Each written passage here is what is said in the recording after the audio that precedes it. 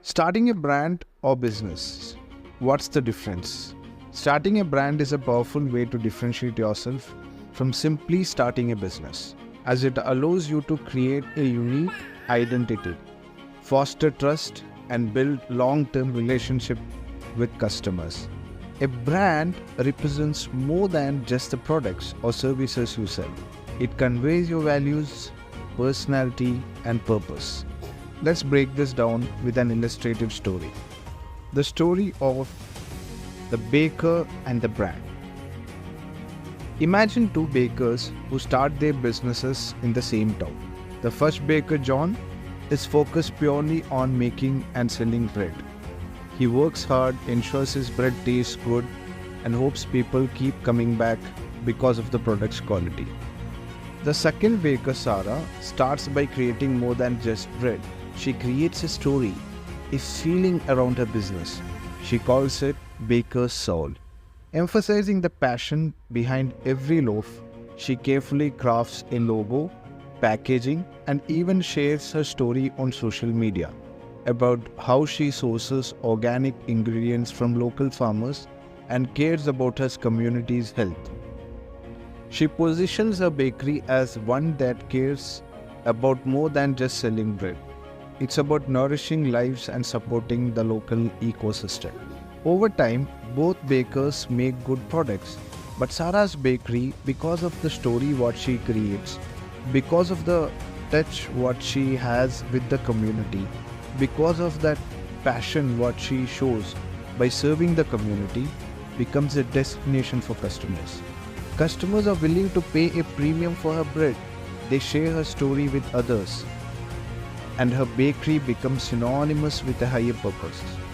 The reason is she has reached out to local farmers to buy the raw materials for their baked products. She didn't just sell bread, she sold a vision, a mission, and a feeling. This is the power of branding. So now, why starting a brand is more important than just starting a business? Starting a brand creates emotional connections, trust, and loyalty. While businesses can come and go, brands stick in people's minds because they stand for something more than just transactions. A business can sell a product, but a brand sells a promise, an experience, and a sense of belonging. This means customers are not just looking at the price or the functionality of what you offer, they are connecting with why you do it and how it makes them feel. Now let's dive into the story of Nike, one of the most powerful brands in the world, and how they established their brand in people's minds. Nike didn't become the global giant it is today just by making good shoes. It became a brand with a strong purpose, image, and ethos. Nike's journey began with a passion for innovation and performance in sports, but they transformed from a business selling athletic gear to a brand that inspires greatness in anyone, regardless of their athletic abilities. Nike was founded in 1964 by Phil Knight and Bill Bowerman under the name Blue Ribbon Sports. Initially, they were focused on distributing Japanese shoes in the US, but their real breakthrough came when they began designing and manufacturing their own shoes in the early 1970s. The shoes were functional, durable, and innovative, but what really made Nike stand out was the emotional connection they began to craft with their audience. In 1971, the company rebranded itself as Nike, inspired by the Greek goddess of victory. They introduced the new iconic Swoosh logo, symbolizing movement and speed. Though the initial design cost them only $35, it became one of the most recognizable symbols worldwide. It wasn't just a logo, it was the embodiment of the brand's promise to help athletes win. In 1988, Nike introduced the Just to Do It campaign, which became a game changer. This phrase wasn't just about athletes performing on the field. It was about empowering everyone to overcome challenges and push their limits. It tapped into universal human emotions, ambition, fear, perseverance, making the Nike brand relatable to everyone, not just athletes. This is where Nike made the mental leap from product to lifecycle brand. Nike's marketing focused heavily on storytelling. They weren't just showing their shoes, they were showing stories of triumph, discipline, and motivation. Their ads featured not just sports stars like Michael Jordan, but also everyday people striving to achieve their personal best. The message was clear: anyone can be a hero, and Nike is the tool that will help you get there.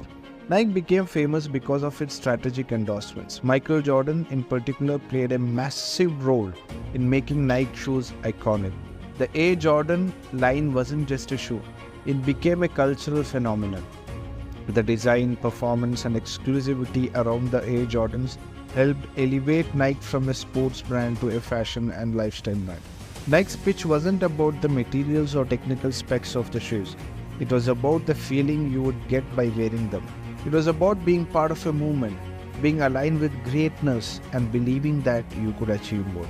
Nike didn't just sell shoes, it sold an identity. It gave people a sense of aspiration, achievement, and belonging to something bigger.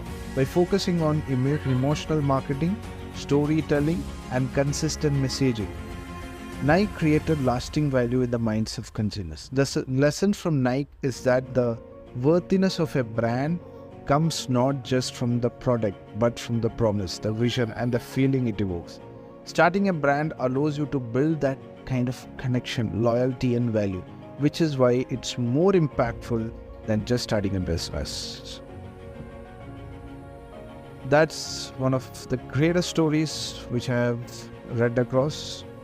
If you liked it, please like, subscribe, and comment.